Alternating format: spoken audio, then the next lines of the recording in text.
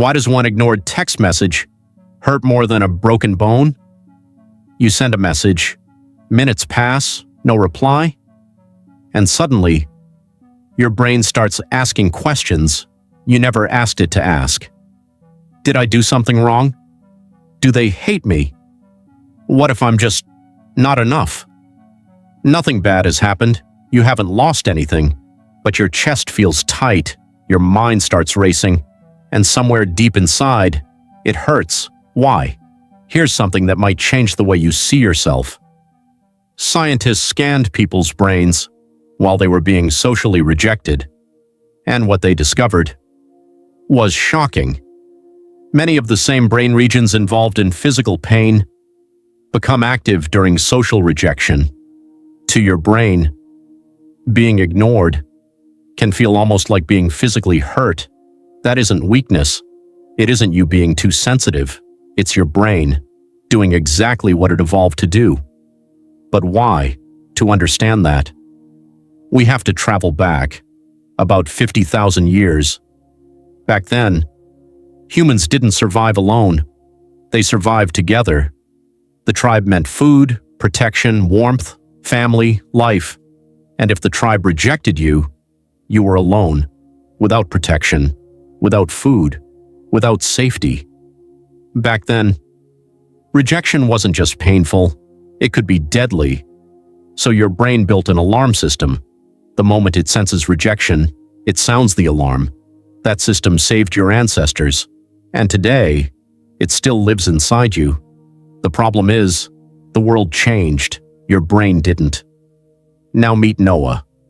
Noah is a regular guy, smart, thoughtful, maybe a little anxious. One afternoon, he finally sends a message to someone he really likes. He reads it, then reads it again, then presses send. Now he waits.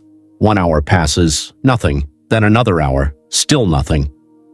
Without realizing it, his brain starts writing a story. Maybe I said something wrong. Maybe she doesn't like me. Maybe I'm just not enough. 3 hours later, his phone vibrates. The message says, "Sorry, I was stuck in back-to-back meetings. What's up?" That's it. She was simply busy. Noah suffered for 3 hours, not because of reality, because of a story his brain created. Psychologists call this negativity bias. When information is missing, your brain fills in the blanks, and almost always, it fills them with the worst possible outcome. Not because you're broken, because your brain would rather prepare for danger than wait for certainty for thousands of years. That strategy helped humans survive. Today, it mostly creates unnecessary fear. So, how do you stop it? First, separate facts from stories. Ask yourself, what do I actually know? Not what you feel, not what you fear, only the facts. Second, don't mistake silence for rejection.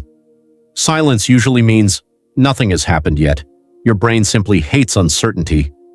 Remember this, your brain would rather protect you than tell you the truth. It was built for a dangerous world, not for unread messages and awkward silence.